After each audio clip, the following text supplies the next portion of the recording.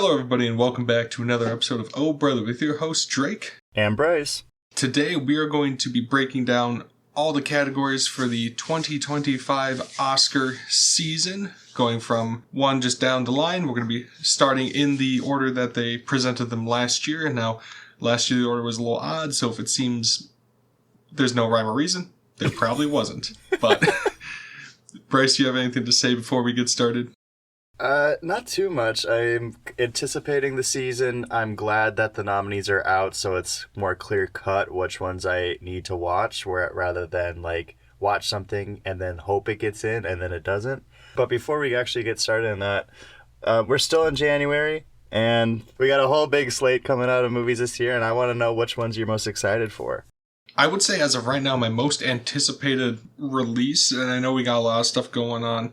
This is going to be a big year, truthfully. Godzilla Minus Zero, that's going to be really exciting to see. Minus One was great. Also, The Bride by Maggie Gyllenhaal. I'm really looking forward to that. I think that'll be really cool to see. And also, I don't remember the name of it. There's a buddy duo with Dave Bautista and Jason Momoa, and you know me, I love both those guys. No, please don't. I'm already locked in. All right, fine. I won't do it. Good. Yeah, I would say as of right now, those three are kind of what I'm looking forward to. Yeah. As of right now. Obviously, once it gets more into the season, things could change. But yeah, as of right now, that's kind of what I'm rocking with. What about you? I got Evil Dead Burn. Evil Dead's like my favorite horror franchise, so they got a new one coming out, and I'm going to be there as soon as I build up the stomach to see what gnarly thing they're going to do this time. Mm-hmm. Clayface. Clayface comes out?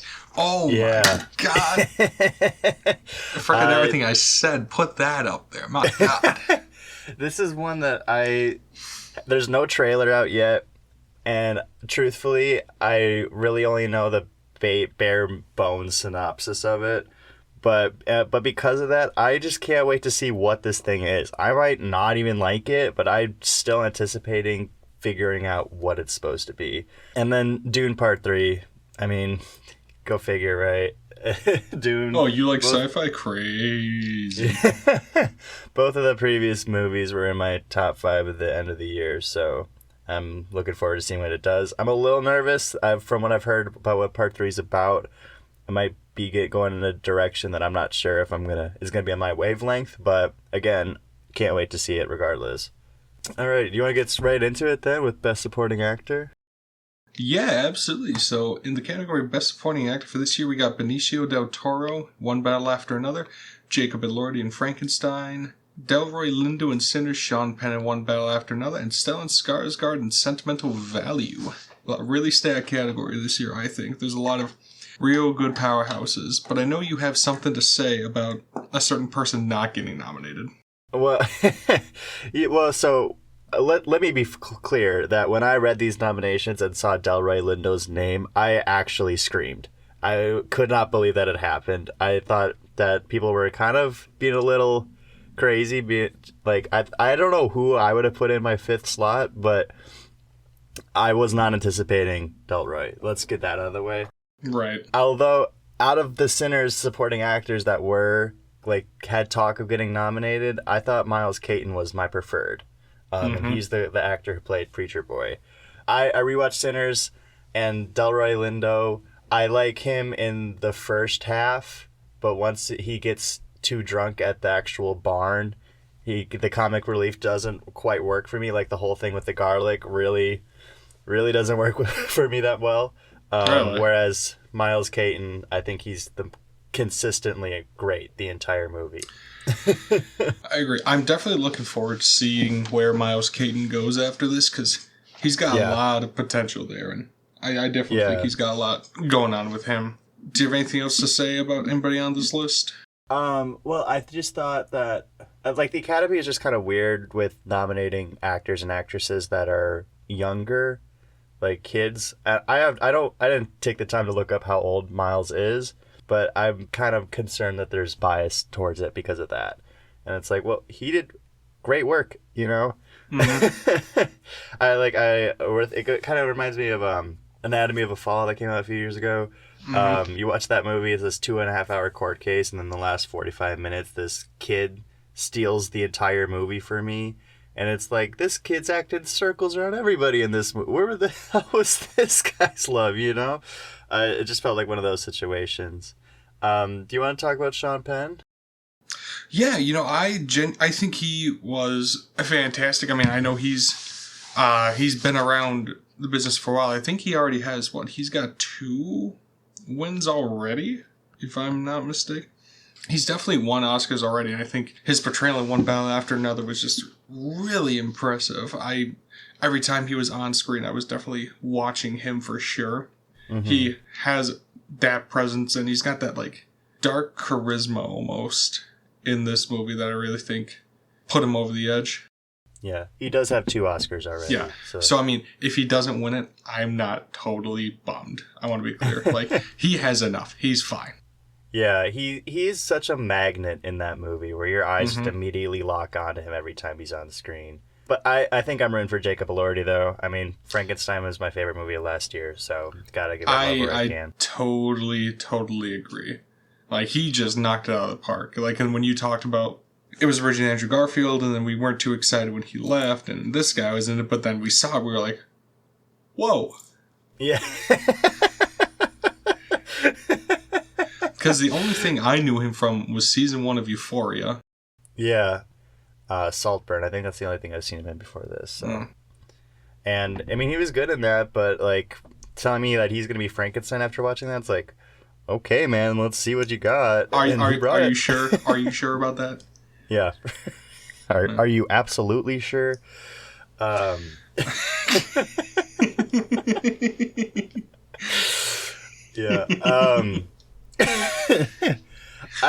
I think Stellan's the one that's... That was a good one. Yeah, thank you. I think Stellan's the front runner currently. I saw Sentimental Value. I thought he was the best performance out of everybody in that movie, but not to the point where this should be a clean sweep, you know?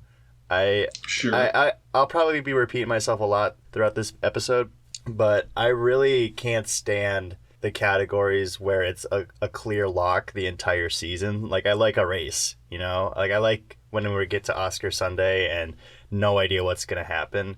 Mm-hmm. So I wish it was a little more of a battle at the current moment, but, you know, what can you do? Right. And, you know, sometimes there are those performances that are just like, well, that's just the obvious choice. But yeah, I agree with you. I think it's more fun to, like, be really close. It could be anybody's game. Yeah. And like, it's just that all of these guys are really good this year. So the fact that he's the only one he's the one that's the clear front runner, it's like, what do you mean? There's like 5 great ones right here. Yeah. All right. Best animated feature? Yeah. Best animated feature. We got Arco, Elio, K-pop Demon Hunters, Little Amelia, or the character of Rain, and Zootopia 2. Now, my top pick for this is K-pop Demon Hunters. I think the animation style is really unique, and I just like how it looked. Obviously, it's doing the thing that a lot of places are doing right now, which is copying the Spider-Verse animation style, which I totally get. But I think if it doesn't win Best Animated Feature, it would definitely be a front runner for original music, but we'll get to that later. Yeah. I've only seen Zootopia out of these 5, so I'm slacking in this category. But what I will say is that I've been seeing a lot of people talking about how it would have been nice to get some anime love. I mean, I'm not a big anime guy, but it would have been nice to see Demon Slayer and Chainsaw Man. Like, Chainsaw Man was one of the highest rated movies of last year, and I've heard it's a relatively good on-ramp for people, so I've been meaning to check it out. So it would have been nice to see some love. And out of all the animated movies I did see this year, I think Predator: Killer of Killers would have been a nice addition, just to say a Predator movie has an Oscar nom. I agree. And, like, that style, like, it's 2D, but, like, it's still really cool. Like, it looks like every single frame could be in a comic book, which I think is awesome. It's like that watercolor painting style that's just... It's almost similar to, like, Samurai Jack. I don't know if you ever watched that. Yeah. I haven't, but I know what you're talking about. Yeah. Chump. What? All right. Sick reference, bro. Thanks. All right, best animated short. I'll be frank, Drake and I have not seen any shorts or any docs that are nominated, so we're just gonna breeze through these ones. We're kind of bums. For what a movie podcast, you know. Truly. Butterfly, Forever Green, The Girl Who Cried Pearls, Retirement Plan, The Three Sisters. I think Retirement Plan's a clean sweep. I don't know what I'm talking about. I was about to say, how would you possibly know? You know what? Fine. I will say Forever Green. I don't know what it's about, but... All right, costume design. We got Avatar, Fire and Ash, Frankenstein, Hamnet, Marty Supreme, and Sinners. Let me start off by saying, how are you going to give best costume design to Avatar, Fire and Ash when 90% of it is CGI?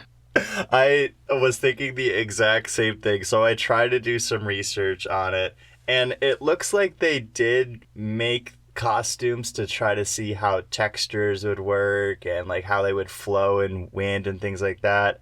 But I do agree that, especially when you think like something like Wicked for Good, like I haven't even seen that movie, but like the costumes are the movie, you know?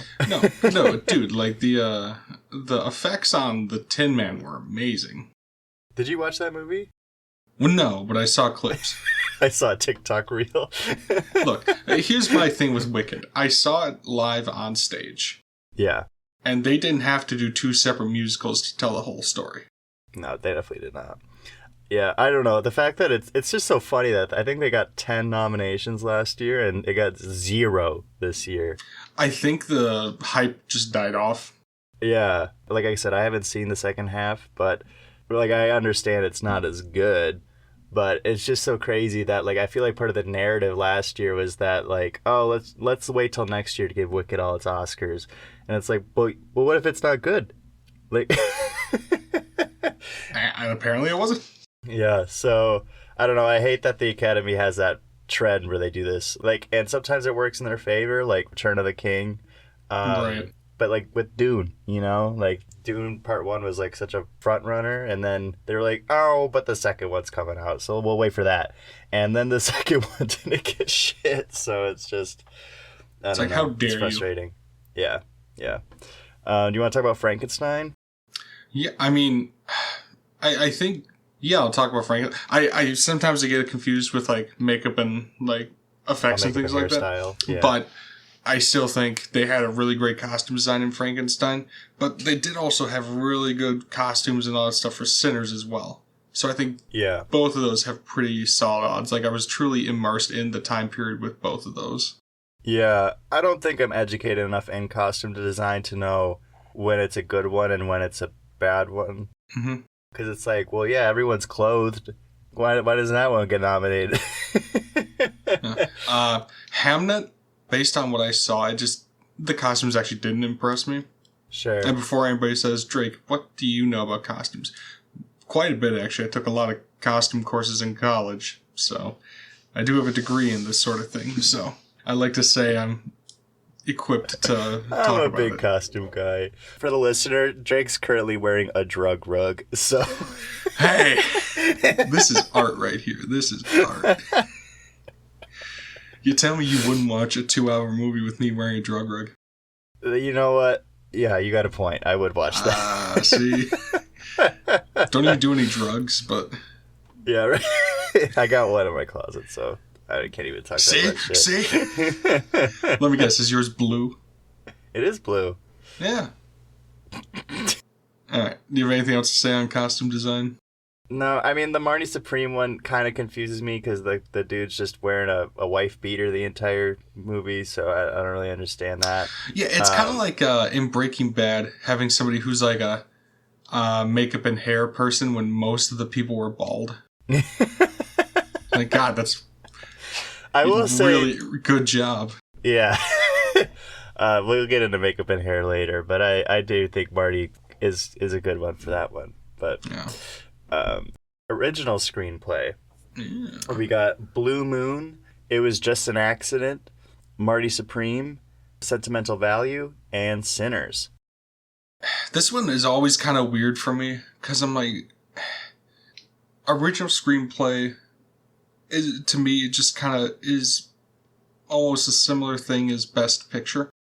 Really?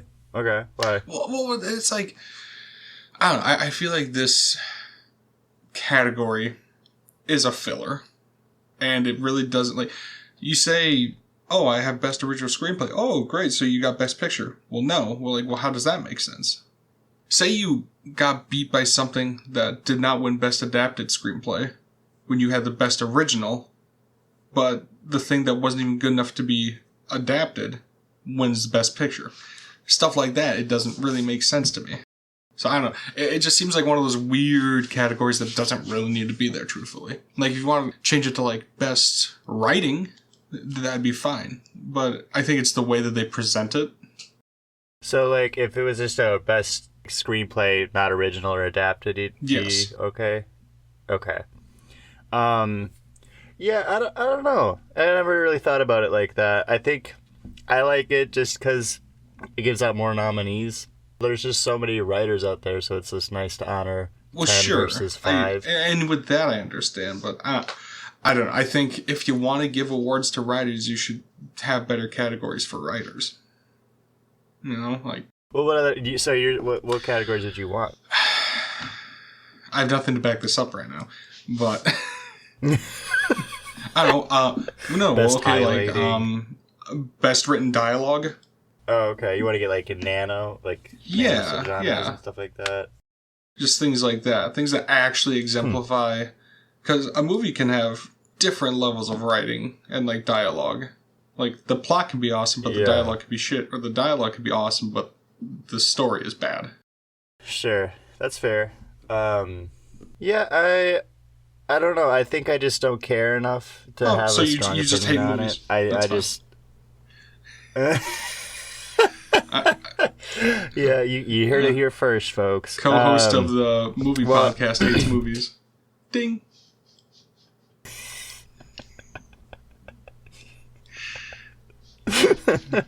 Yeah, okay, so I've only seen 3 out of the 5. Marty, Sentimental, and Sinners.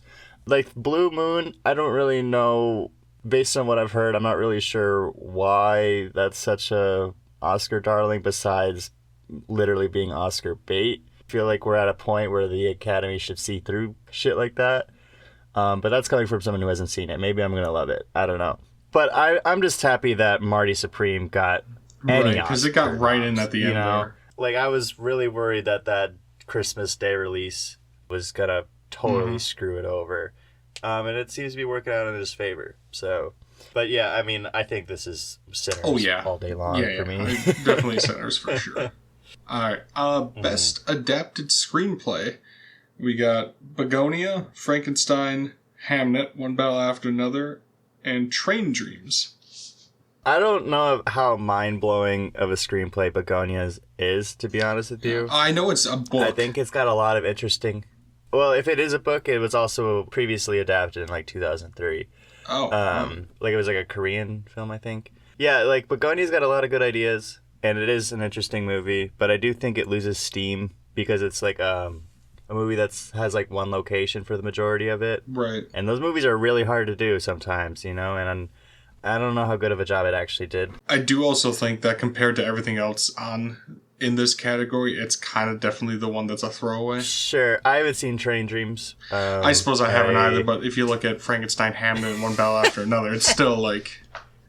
Although I will say I'm not really too keen on the Frankenstein, just because we've had so many Frankenstein ones. We're going to get another one in 2026. So... Yeah, in 2 months. Yeah. I like the Frankenstein because it was doing things that have never been adapted from the book before. Sure. And I thought that it did it in a way that still evoked emotions out of me. Mm-hmm.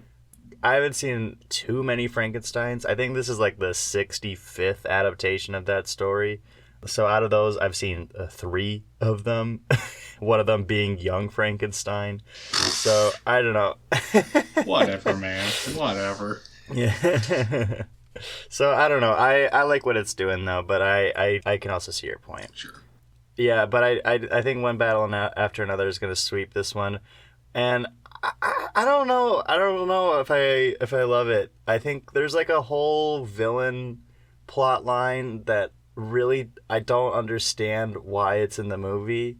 It's not Sean Penn. It's like the other guy. I don't understand that at all. It feels really shoehorned in. I think there's going to be a commonality with one battle after another, but I'm not happy about how ready people are to be like, oh, it's an absolute sweep. Like, honestly, it wasn't, I didn't mind it, but it wasn't, compared to everything else that we got, it wasn't that interesting. It's the type of movie that I feel like I need to watch with a fan of it and have them explain to me why I should like it. Oh, so like you and me with Inglourious Bastards. Well, yeah, exactly like that. It's tough. I'm rooting for Frankenstein, but I can see an argument that there's might not be a great option either. Right. Have you seen Hamnet yet, or no? I have not. I don't think, but just on the things I saw on it, I don't know if it's really going to go far. It's... Yeah. Okay. Best makeup and hairstyling. You got Frankenstein, Kokuho, who knows, Sinners, The Smashing Machine, and The Ugly Stepsister. Dude, honestly, I'm shocked that The Smash Machine didn't get more noms. Have you seen it? No. Okay, I think once you watch it, you might understand why that is. Well, I just know there was a lot of hype around it. Yeah. No, I do think The Rock is really good in it, but I just feel like the Oscars tend to have bias towards those actors that have done those silly movies and those comic book movies, and I don't know. I never really took The Rock as a serious contender just because I knew how the Academy tends to operate. I will say the makeup is really good though. Right. But out of all of these, when I was reading it, when The Ugly Stepsister got called out, that was another one that made me scream. Because for those who don't know, it's basically like a Cinderella story, but with like a substance like take on it, where the stepsister wants to... I haven't seen it, so bear with me. The stepsister wants to win the prince over, so she like, kind of goes through body torture to like rearrange herself to make her look more presentable and things like that. Or not presentable, but like beautiful.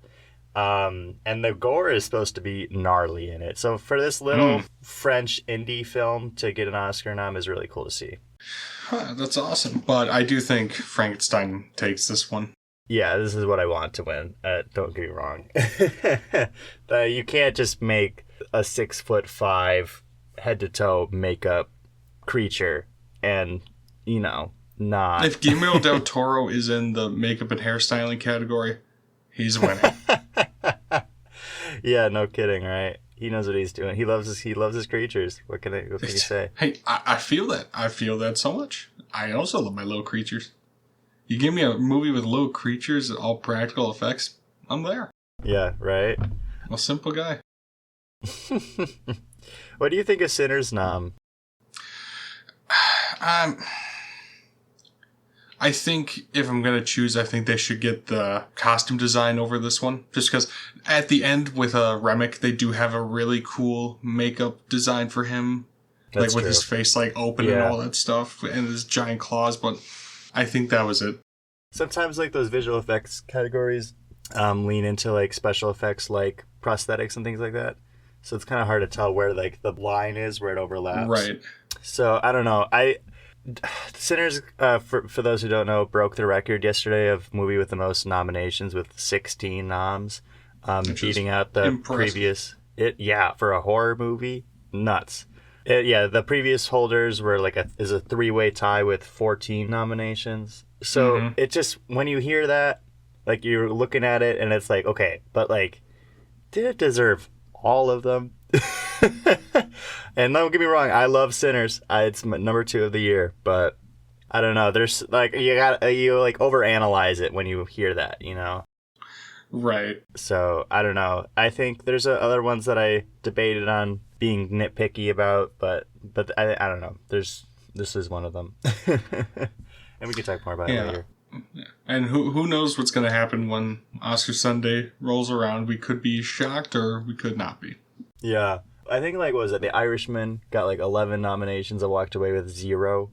I I think that there's a crazy things could happen. So, Yeah. alrighty, best film editing. You got F1, Marty Supreme, One Battle After Another, Sentimental Value, and Sinners. You know, I did like the editing of Sinners. I thought like the switching back and forth like at the very beginning was really cool. And I think like when you hear the term editing, what do you like? I think of like pacing, like keeping up with the flow of things, and like you're keeping track with the story in a way that like keeps you invested the entire time and things like that. It is a category that I do feel very uneducated on. I will admit that. But as far as like its streak of winning, the past 3 years, the person who won film editing ended up winning Best Picture. So F1 getting a nomination, I think, makes it more of a contender to win Best Picture. Which is crazy, because it's not that good of a movie. Like, keep it real, everybody. It's not fantastic. So I could see the argument for F1 getting in here, because from what I understand, so there's so many things to talk about. So the Oscars tend to like do this thing where they nominate and give wins to the person who does the most of something. So like when Bohemian Rhapsody got a Best Editing nom, it's like, okay, but is the editing actually good in there, or is it just have a lot of flashy editing, you know? Or and like the answer is flashy editing. Yeah. Or like Everything Everywhere All at Once. Like that was such an easy prediction for who was going to get nominated for editing, because it's just like, okay, a lot of shit going on. Let's give it editing. So it feels like that's usually the direction they lean. And in the case of F1, the way that they shot the movie, I think it was similar to like how they shot Top Gun, where they had like, thousands of hours of footage to sift through to get the best shot. So like it's the most editing, My like, problem with that is like, if they had all this stuff like Top Gun, why wasn't it like Top Gun? Yeah, great point. Yeah.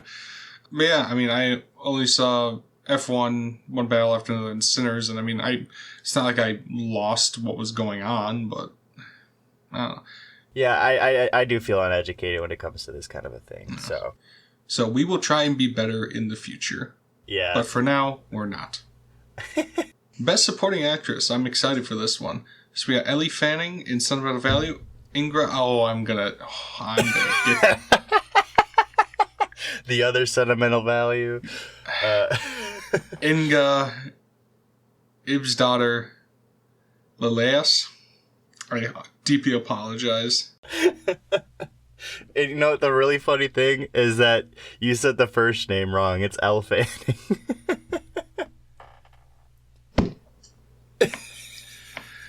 Amy Madigan, Weapons. Wunmi Mosaku in Sinners.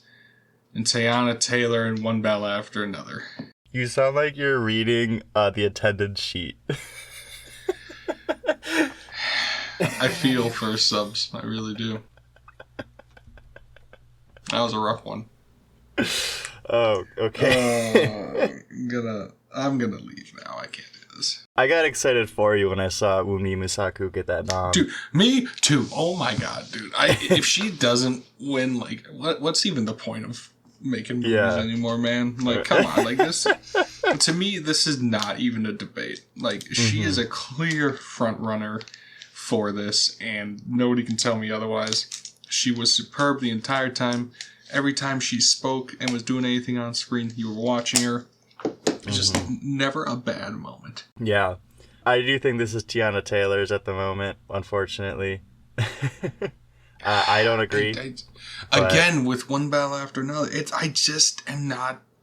I'm not that into it. I do think she does give a great performance, though. She isn't in it much, but she is really good in it. So if she does end up winning, it's not going to be like a Jamie Lee Curtis situation. It's like, what do you mean? Like, she wasn't even the best supporting actress in that movie. Right. I also think with her having the Rip come out on Netflix, like, this week. I think it's going to keep her name more active in the conversation than a Wunmi Masaku. And I will say, I do love both. I love Wunmi, don't get me wrong. But I do think it'd be really fucking cool to have Amy Madigan win. If she gets this Aunt Gladys spin-off movie that they're talking about, has like every inkling of becoming a horror icon, it'd be really cool to see her get an Oscar nom for it, you know, or a win. I suppose, I suppose, yes. Like, I don't know, just living in a world where like someone like Art the Clown has an Oscar, you know, it'd just be something like that. Where it'd just be like, I watched one of those movies, those Terrifier movies. Yeah, dude. Fuck. Which one did you watch? The first one? The first one, yeah. Yeah. It's fucked up. That hacksaw kill. Dude. No, thank you. Yeah. It's like, yeah, check on the people making these movies, because holy moly. Just because you can make a movie doesn't mean you should. Anyway, we're off topic. But yeah, I suppose Teyana and Wunmi, if either of them win, it'll be good. But Amy Madigan wins, it'll also be good. So I suppose like those three I'll be good with. Elle Fanning getting in here, I think most of the conversation for that movie is that a point where all four of the actors in that movie were going to get an Oscar nom. Didn't end up happening. But the talk that entire time that was happening was that Elle Fanning is like at the bottom of the ranking. It's not that she's bad, don't get me wrong, but like the other ones are just acting circles around her. So I don't know. Sure. It's a category that I don't have my pick for who should be in it, but I could tell you who probably shouldn't. Isn't that usually how it is, though? Yeah, that's true. All right. Production design. We got Frankenstein, Hamnet, Marty Supreme, One Battle After Another, and Sinners. We're seeing a lot of repeats in all these categories. It's just some of these, it's like, what set are you talking about? Right. Like One Battle After Another, like you drove on a road. What do you mean? Right, like that's not that interesting. Get it out of here. I'm already knocking it off. Yeah. Frankenstein, they built a fucking castle, man. They did. They built a castle. They went to Antarctica. They built that boat. Somewhere cold. That whole boat they had a boat. There was a boat. Frozen. Yeah. Marty Supreme, I could have a similar argument to. Like, there are more sets in that movie. So, like, I can see the argument, but it's also... Like, what set in Marty Supreme stands out to you, you know? Right. Like, Sinners had their whole jukebox joint, and that was awesome. That was sick. And that's a really short scene where Smoke is in the town trying to recruit the person to make the sign. The Asian family. Yeah. That whole town, like, it looks like a Western, you know? I'm like, oh, this is pretty cool. No, and like even like the cotton fields in there, like it's simple, but it looked just so what it is. Yeah. It's another category where I think this is one of my categories where I could see an argument for a movie like Caught Stealing getting in, because they recreated 1990s New York. Like they did that. That's pretty cool. It's just frustrating. I don't know. It's just like, so hard. This is what I'm talking about, where it's like I want to race, you know, because it just feels like these categories are just like, they're just filler. Well, One Battle is gonna be winning Best Picture, but it should be getting nominated and everything that makes it a Best Picture. It's like, but why? No. Like, give me a reason. Yeah. People listening, it is hard beating us. I want you to know that. This is hard. Just two white guys in America. It's hard beating us. No one gets it like we do, you know? Dude, podcasting is legit a tough profession. I say that like we're even getting paid. Anyway, Best Original Song.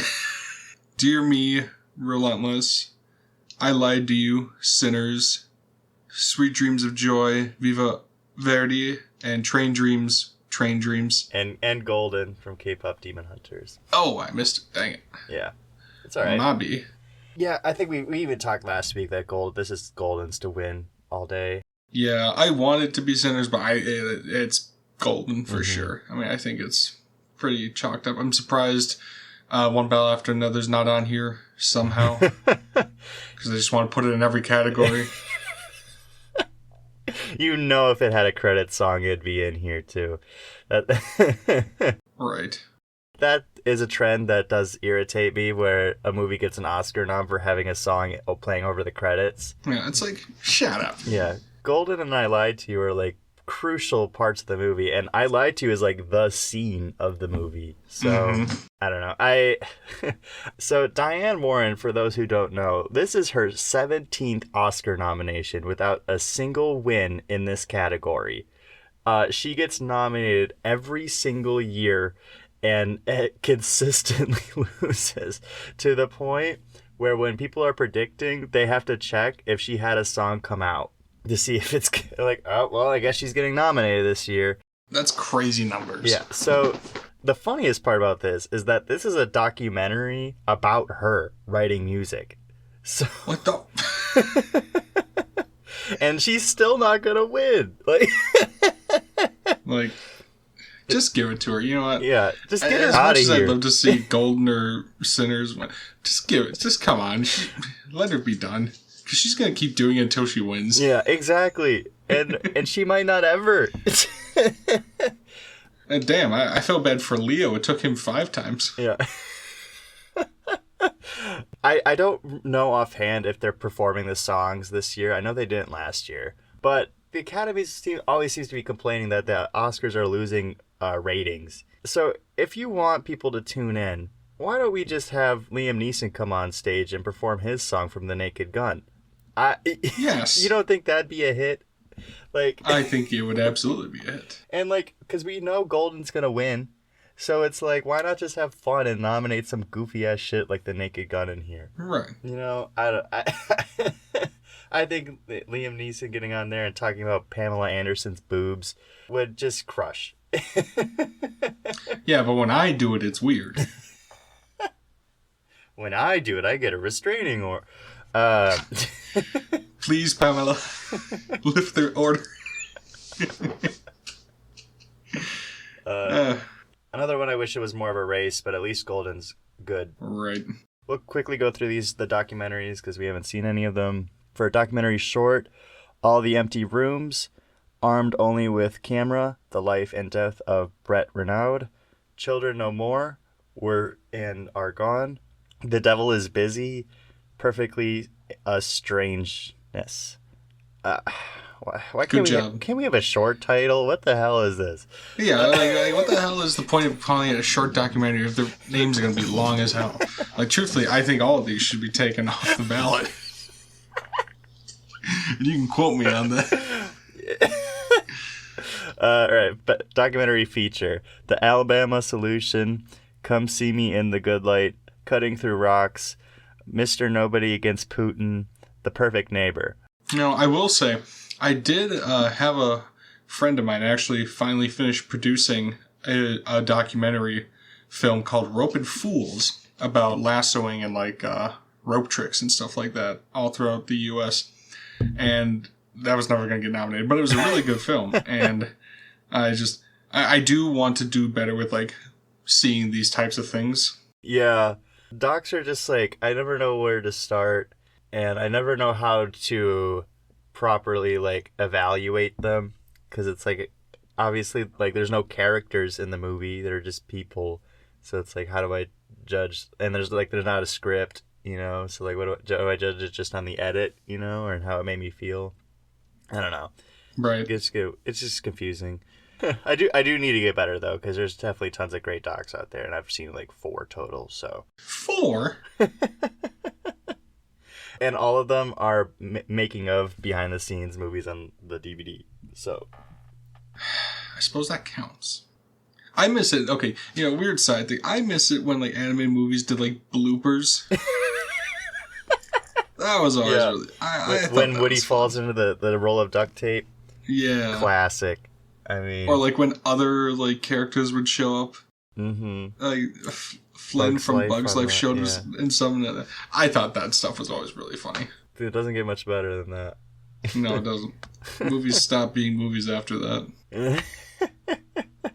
When's the last time you saw a blooper reel, just in general, though, too? It's been a long time. We should make a movie just to do a blooper reel. Good idea. Good idea. Thanks. All right. Moving on to best sound. We got F1, Frankenstein, One Battle After Another, Sinners, and Sirat. Now, I think F1's probably got this pretty good. But I've not been paying enough attention to this category, but I could see, yeah. I don't know. This is one of the few where I think Frankenstein's the only one that I could see not getting it, to be honest. Well, One Battle After Another, I just heard the music the whole time. I couldn't even... I'm thinking about like how chaotic that movie is, and you can still clearly hear all the dialogue, you know? Yeah, no, I get it. I just want to keep dogging on that movie, I'll be real. And for the record, I would give that movie like a 7 out of 10 or a 8 out of 10 or some shit like that. So I like it, but it's like not that much, you know? That's why it's frustrating. It's because like I just like it. That's it, you know? But yeah, I don't know. F1, I think it's taken a similar path to Ford v Ferrari from a few years ago. Very similar movies too. But if I'm going to choose a movie, I'm going to watch Ford v Ferrari. Yeah, obviously, that's the one you're going to choose every single time. But like as far as its noms and trajectories, if F1 has to get anything, this is not a category I'm going to be upset about, you know? No, I will be upset if it wins Best Picture. Yeah, that one you will be hearing about.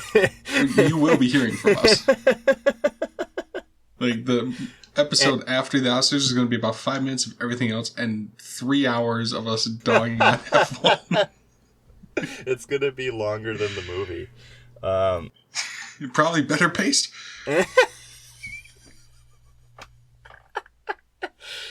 God, if F1 wins, let's do a full deep dive episode on it. Fine, I will. Dude, okay, if F1 wins, this might be the biggest upset and like is gonna go down in history as one of the biggest, like, what happened that year? Like this is some Shawshank and Forrest Gump type bullshit if F1 wins. or Green Book and Black Klansman type bullshit. Don't get me started. Don't get me started. I'm not over it. We'll never be. Visual effects. We got Avatar: Fire and Ash. That's the winner. Let's move on. Live action short. Yep. So I mean, yes. Like, let's be clear. All right, we got F1, Jurassic World Rebirth, The Lost Bus, and Sinners. I do not like Jurassic World Rebirth, but the visual effects are not the problem with that movie. It looks great. That movie should not be an Oscar-winning movie, though. I think it's going to be like how Suicide Squad's an Oscar-winning movie. Yeah. Out of all the DCU movies. That one. I was looking over comments of people complaining about the Oscars, and it was just a lot of the same thing. Like, what's F1 doing in here? Where's No Other Choice? And the one that actually just made me laugh so much is like, what's up with this random bus movie being in here over Predator Badlands? Yes! The Lost Bus. I don't know anything about that. This is like the one category you can usually rely on getting those big blockbusters in here, you know? I saw a lot of people predicting Superman getting in here. I don't agree, but like that's the only category Superman had a chance in, you know? Oh, yeah. So for this random Matthew McConaughey bus movie, whatever, just give it to Predator, man. Like, that movie looked great. and I will say, as far as Sinners, I was about to shit on this one for being one of the noms, and then I remembered they literally made 2 Michael B. Jordans. Yeah, I was actually going through my head. I'm like, there wasn't really any. Yeah. There was like the eyes from the vampires, but that was about it. I'm like, oh yeah. And I was like, is it the blood? Like, what? Why are we in here? Which, I mean, that should be a credit to Michael B. Jordan's acting. That's true. But they did like invent like, and this could be considered cinematography too, but like they did invent like a new camera, I think. I don't know if they invented it, but they're using like new cameras. Like they have like this big rig like that just sits on him that has like 17 cameras on it to capture his entire face that put it over a stunt double. It's crazy shit they got going on here. That is crazy. Yeah, but it is avatars all day long. Yeah, no, there's no question. If Sinners gets it, I'll be shocked. Yeah, if Sinners gets it, I think it's a lock for Best Picture. Because it's like, okay, you're giving it that category? Like, just give it the big award at this point, you know what I mean? Right. No, you'll be crazy if that's all it wins. I'd lose my fucking mind. If the only thing Sinners wins is Best Visual Effects, you will hear about it. Yeah. Yeah, that's a great point. All right, now live action short. Butcher's Stain? What the hell? A Friend of Dorothy, Jane Austen's period drama.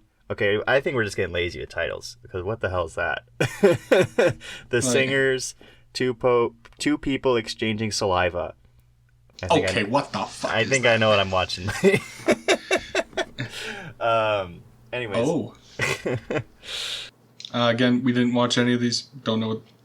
Yeah, I'm predicting A Friend of Dorothy. Okay, sure. Whatever. Best cinematography: Frankenstein, Marty Supreme, One Battle After Another, Sinners, and Train Dreams. It really does just feel like I'm repeating myself over and over again. You know what? Give it to Train Dreams. It deserves it. I don't know what they did, but man. Yeah. They made those trees look real pretty. This is one that I can't get too mad about, though, at these nominees. I do think there's some great stuff going on in all of them. Mm-hmm. Yeah. Like, talking specifically about Marty Supreme, the Safdies, like, they had this Q&A on the Uncut Gems DVD that looks gorgeous. And, like, is doing things where they have, like, these long lenses that they're, like, shooting from across the parking lot, zoomed in all the way, so that way they can show them in a diner. And it looks so cool. And they're doing that all throughout Marty Supreme, where they're, like, the back of this arena and, like, zoom in from the back to watch them play ping pong. And, like, it's just, like, why not just get closer, you know? But, like, it looks so great at the same time that you, like, get it, but it's also, like, they're doing so much extra work than they need to do. So it's really, really cool stuff. One Battle, I think, honestly, for me, the Rolling Hills car chase at the end is great. Now, granted... Oh, shocking. Bryce likes the fucking car chase. But it looks so cool, you know? It is pretty cool. It is cool. The rest of the movie, I could take or leave, but that one sequence is really entertaining as far as cinematography. Frankenstein, I mean, I think I even said this last episode, is that's the type of movie that, like, was shot to see on the big screen. It's a bummer that a lot of people saw it that way, but at least it's getting recognized for how great it looks. Right. And then Sinners, I mean, like, they're shooting, like, 35 millimeter IMAX. So it's gonna look good. And Train Dreams, I haven't seen it, so like, these are all great looking movies from what I understand, so I'm not upset here. Can't be upset. All right, Best International Feature: The Secret Agent, Brazil, It Was Just an Accident, France, Sentimental Value, Norway, Surat, Spain, and The Voice of Hind Rajab in Tunisia, sure, whatever. Sure. Tunisia. I didn't see any of these, unfortunately. But Bryce, did you see one of these? Just Sentimental Value. I will say, not to jump too far ahead to Best Picture, I'm glad that this category isn't boring as hell anymore, because what it used to be is that one international feature would get into Best Picture and be like, oh, I wonder what that's gonna win international feature. You know, this year we got two, and which is Secret Agent and Sentimental Value. So when we're watching this category this year, there's actually a bit of a race going on. You know, it's actually kind of interesting to see what could win. I will say that No Other Choice, huge snub. I think what happened is that Park Chan-wook, the director of that movie, he got into some controversy about writing during the strike. He claims he didn't, but other people say otherwise. And I think people are holding a lot of bias towards him for that. And I think it shows that he got no nominations for that movie here, which is really unfortunate. And I wish it wasn't the case because it was really good. That like slipped into my top 5 immediately after watching. So that's impressive. Yeah. Yeah, that's about all I gotta say. I do want to watch Secret Agent. You know, I think I want to watch all of these, to be honest with you. I've been hearing great things. And there was a point during the season where there was like talks of 4 international features getting into Best Picture. Now, granted, 2 is still impressive for what the Academy used to be. Yeah, I'm very interested in all of these. I think the voice of Hind Rajab is the only one that I'm like, I could take or leave, but I mean, that's pretty good still. Yeah. All right. Original score. You got Begonia, Frankenstein, Hamnet, One Battle After Another, and Sinners.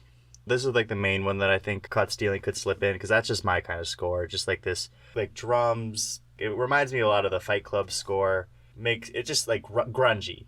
That's the word I'm looking for. Yeah.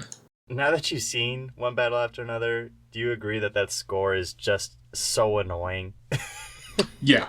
It's the equivalent for me of, well, okay, it's not as bad, but like the Wonder Woman score being used every 5 minutes. Yeah. I'm so glad that you feel that way. Yeah. I mean, the first like 25 times were cool, but then the next 75 times they used it was like, all right. Yeah. You were just having coffee and then it just started playing. Right. She opened a door. Don't get me wrong. It's a badass score. Yeah. Like, it goes hard. It's just the fact that it doesn't stop. Like that's the part that really grinds my gears. It's like I need a break from this, man. Right. With this one, I'm kind of torn this year because there was no like score that I thought was like the best of the best. Like obviously when Oppenheimer came out, I'm like, well, it's Oppenheimer, but like this, I can see an argument for most of these. The only one I kind of even remember outside of Sinners is Begonia. Mm-hmm. I don't know. I'm rooting for Sinners here. I just love what Ludwig does. So. Oh well, we love Ludwig. Yeah. Best actor. So we got Timothée Chalamet in Marty Supreme, Leonardo DiCaprio in One Battle After Another, Ethan Hawke in Blue Moon, Michael B. Jordan in Sinners, and Wagner Moura in The Secret Agent. Which, hey, congrats to having a foreign film actor be in the running for Best Actor. Like, that's awesome. Yeah, no, this is the first time person from Brazil has gotten this category. It's really cool. So obviously Timmy's the front runner, right? And I want to live in a world. Yeah, he is. He's absolutely is. What? What the? And don't get me wrong, I want to live in a world where Timmy has an Oscar, but I also want to live in a world where Michael B. Jordan has an Oscar. And I think he's doing great stuff. If Dune 3 does good, maybe he can. You know damn See, well Dune 3's coming out, so we'll give it to Michael this time. Yeah, and like, I know Leo already has his, but this is my kind of Leo performance though, where he's not the smartest in the room. He's just kind of this doof, and he's really good at it. Like, he's really compelling in this movie.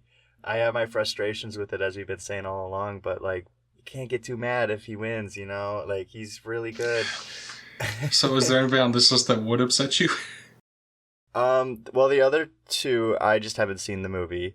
Ethan Hawke, I don't know, it really just feels like Oscar bait, so like that part of it would frustrate me, but maybe if I see it, he would be giving a good performance that could justify it in my mind. And also I do want to live in a world where Ethan Hawke has an Oscar, so it's like I don't know, but at what cost, you know? Yeah, I don't know, I really want Michael B. Jordan to win this. Yeah. I really do. Because not only did he play the hell out of that, he played the hell out of it twice. I'd argue even 3 times. He turns into a freaking vampire at one point. He did do that. He had to mourn himself dying. Yeah. I mean, okay, if Timothy or Michael B. Jordan wins, I'll be happy. Do you know if has been a time where a vampire has gotten an Oscar nom? Willem Dafoe, Best Supporting Actor in Shadow of the Vampire. When was that? Like 80s? 2001. Oh, shit. What is that? Okay. All right. But doesn't happen often. No, it doesn't. So we're editing all this out, right? I'll crop it. Cool. Yeah. Timothy becoming the youngest person to ever have 3 Oscar noms is really cool. The fact that Michael B. Jordan is now Academy Award nominee Michael B. Jordan is really cool. It's just, I don't know. It's a very satisfying category overall. So I'm happy with it. Yeah. Best Director. Speaking of, Ryan Coogler. The GOAT. Academy Award nominee Ryan Coogler. And Academy Award nominee Josh Safdie.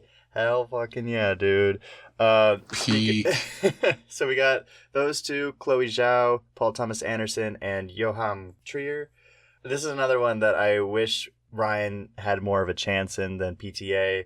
I think if the screenplay category was merged into one, so we got One Battle and Sinners in the same category, I would much rather have Coogler take director over screenplay, to be honest. Yeah, that's fair. Not that I think that the One Battle screenplay is better, but if I have to pick or choose, like, that's where I would do it. But at the end of the day, he's the front runner to win that screenplay too. So no matter what, he's going to be Academy Award winner Ryan Coogler. So hell yeah, that's what we love to hear.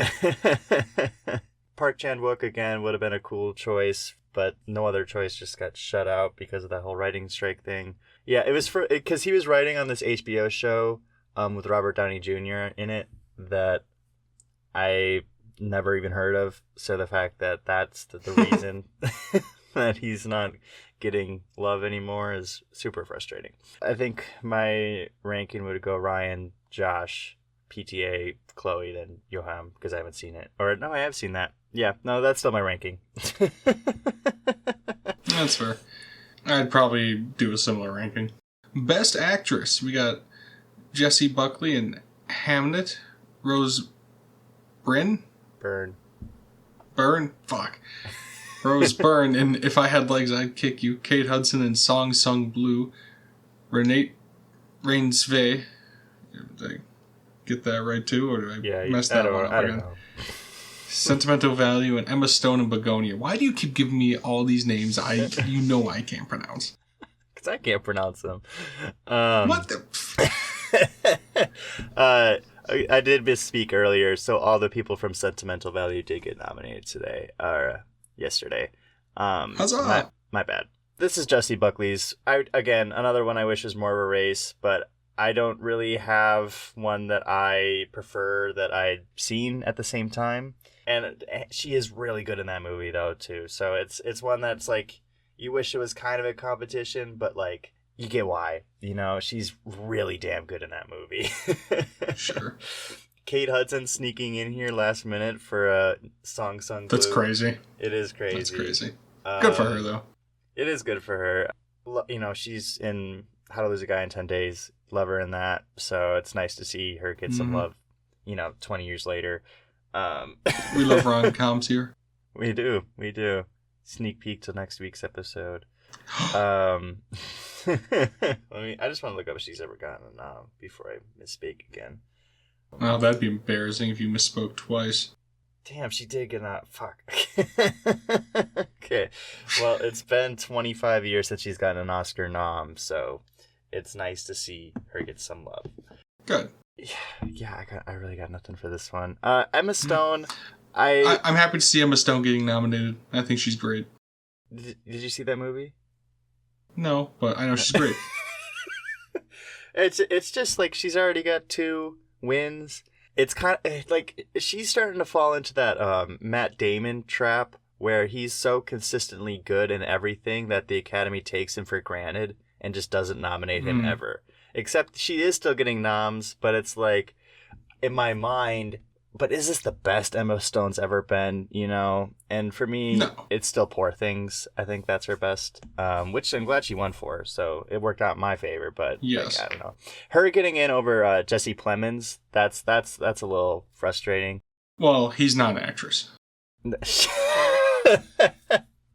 my mistake. Sorry to misgender. You'll get him next year, buddy. Yeah. So many mistakes today. But Jesse Plemons is an actor who has been consistently stealing scenes since he started on Breaking Bad.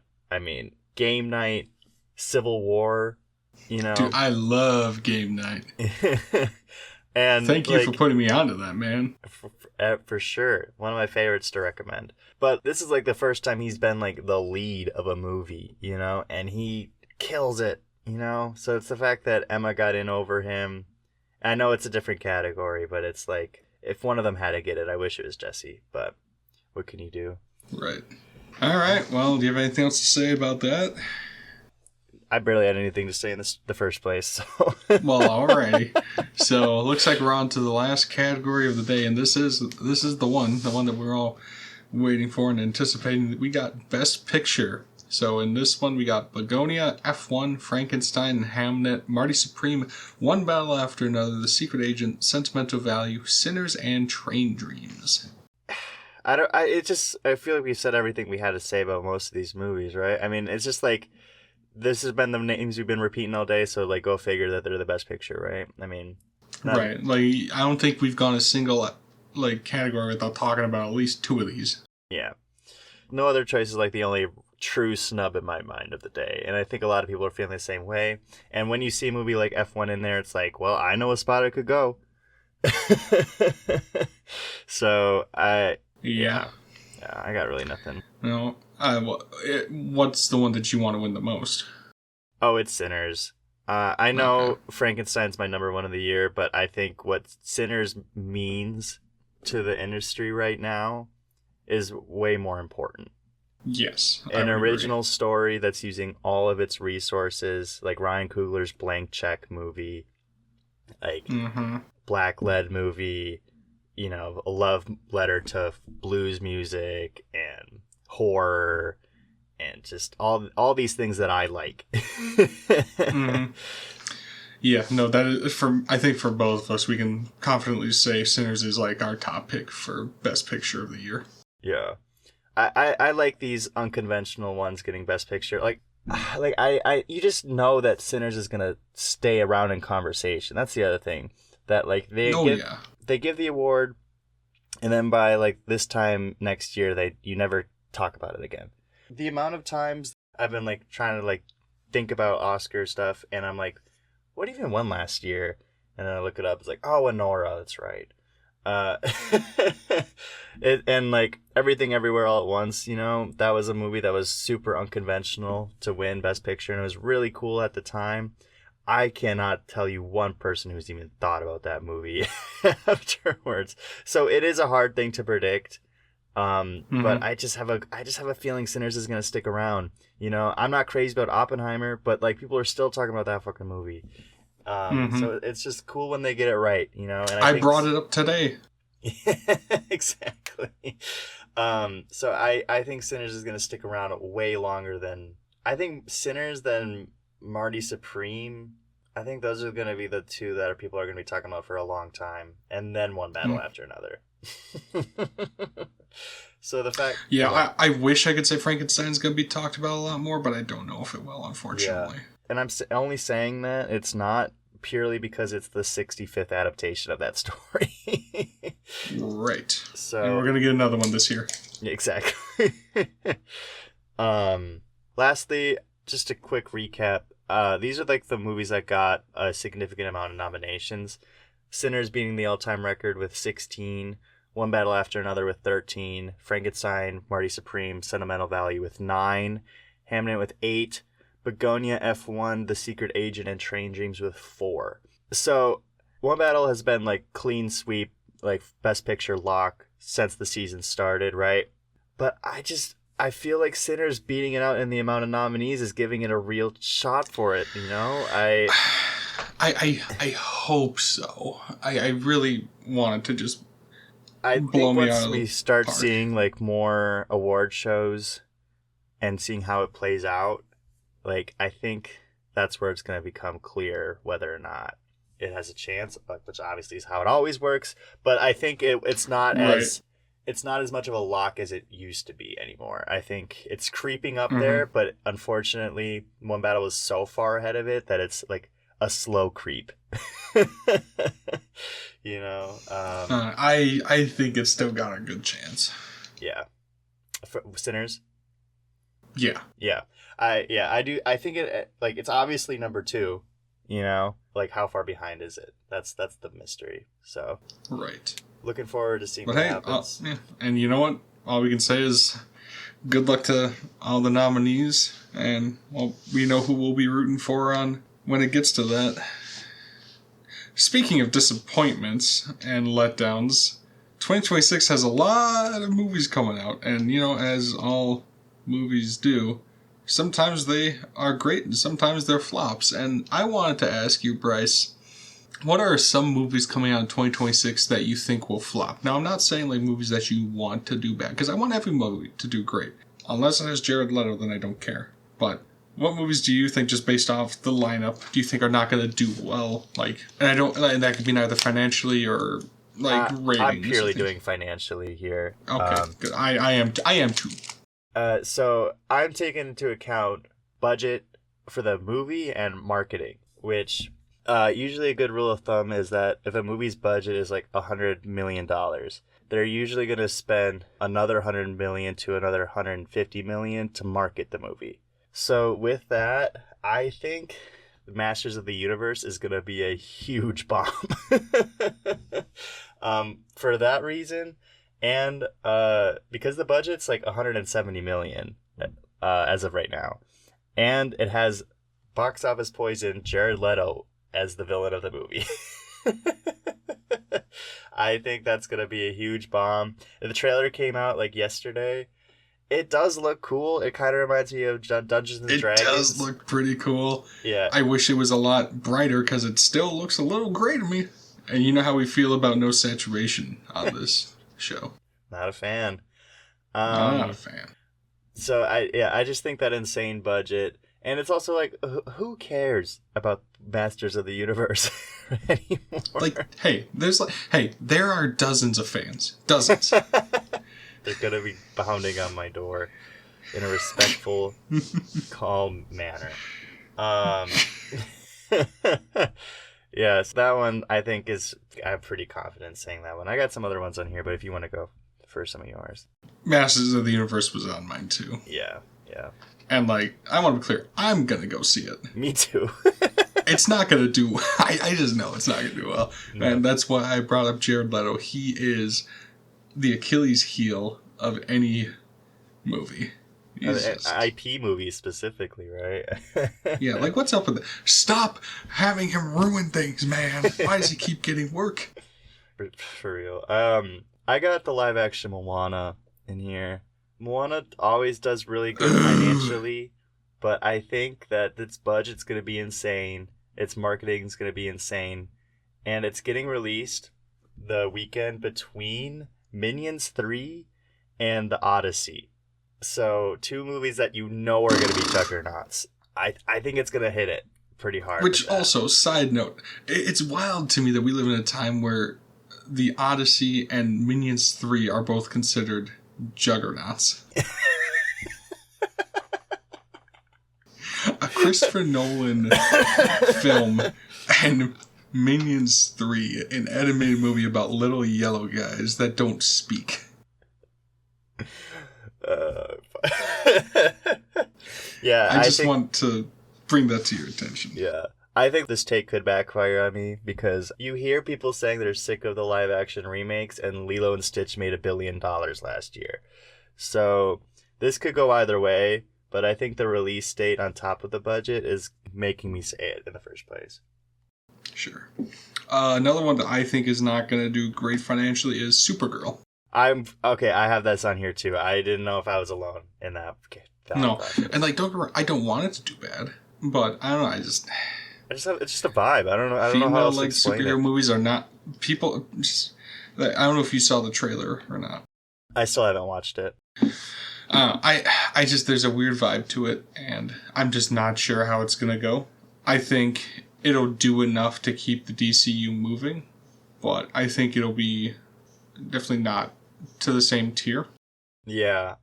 I don't know what the budget is on it, so I'm not as confident on it flopping, but I don't think it's going to be super profitable at the same time.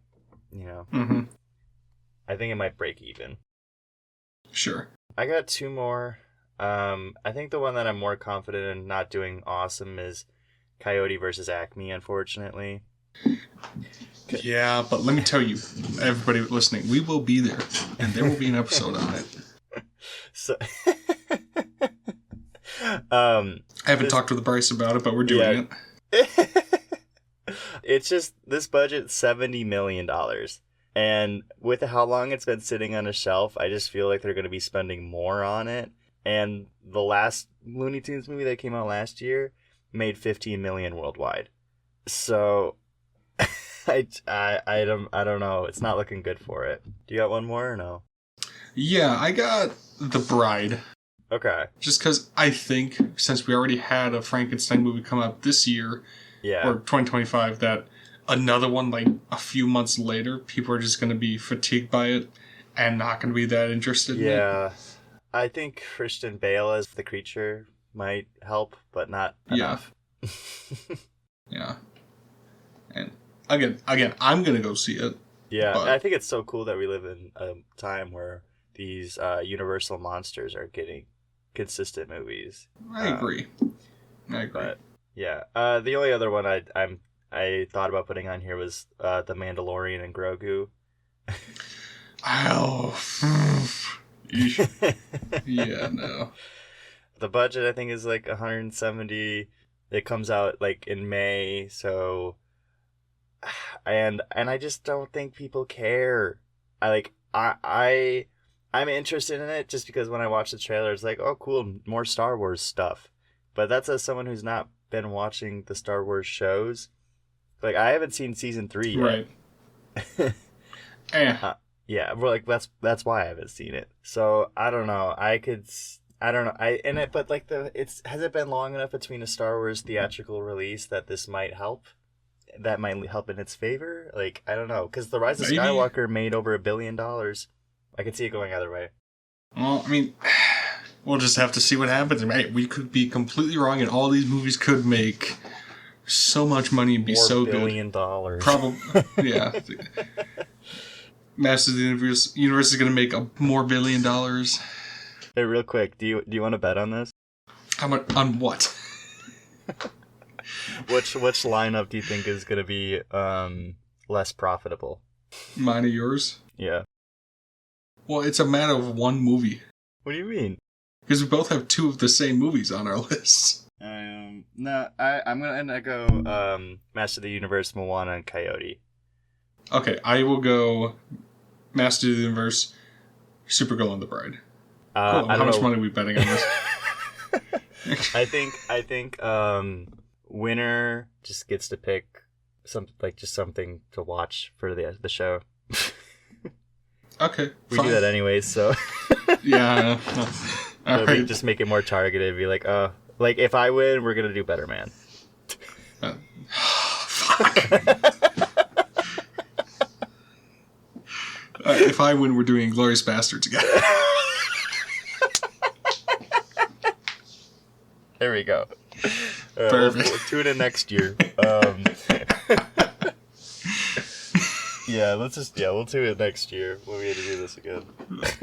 Alright. Alrighty.